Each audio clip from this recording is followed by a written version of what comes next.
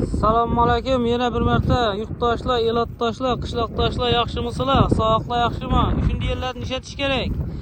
Hozir men sizlarga ko'rsatib o'taman endi. Qarab, ko'rib boraverasizlar.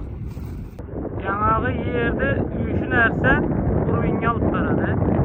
Qaytaverasizlar. Tip-tip esatib. Yana bir marta ko'rsataman sizlarga endi. Buyog'ini ko'rib borasizlar. Yana sizlarga yine yo'llaringizni tep-tekisatib surib paxlab beradilar. 2 barmoq suv turadi buni o'tgandan keyin, xudo xolasa. Mana shunday xizmatlar kerakmi sizlarga? Shunday xizmatlar kerak bo'lsa, o'sha ekranni teyinda telefon nomerlar bor, uraverasizlar. Gektar olama, 20 sotik olama, 50 sotik olama. Ishqilib tep-tekis urvinga tashab beradilar, xudo xolasa. Kime shunday xizmatlar kerak bo'lsa, telefon uraverasizlar.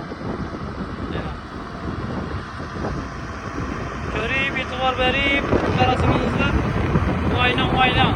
Hozir tegishlangan joyini ko'rsataman sizlarga.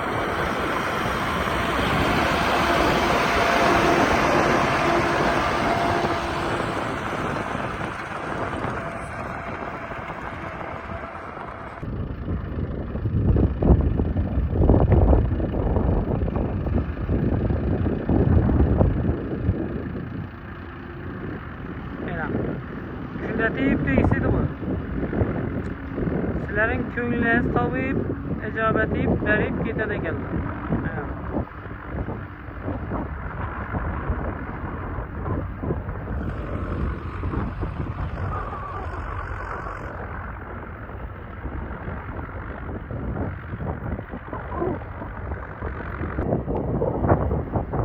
Yana bir marta shunday xizmatlar kerak bo'lsa, yana bir marta aytaman. Telefon nomerlari bor ekran teyinda. Telefon uraverasizlar. Mana.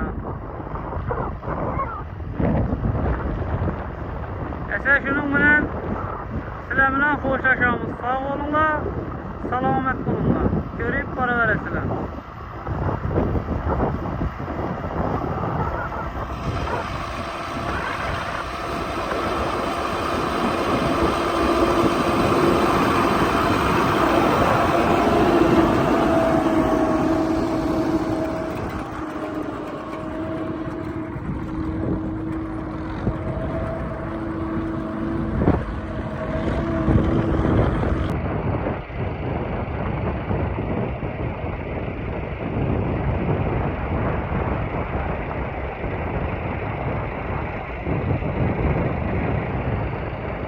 Yana bir yerine tegislangan holati bu yana. Tep-tegis.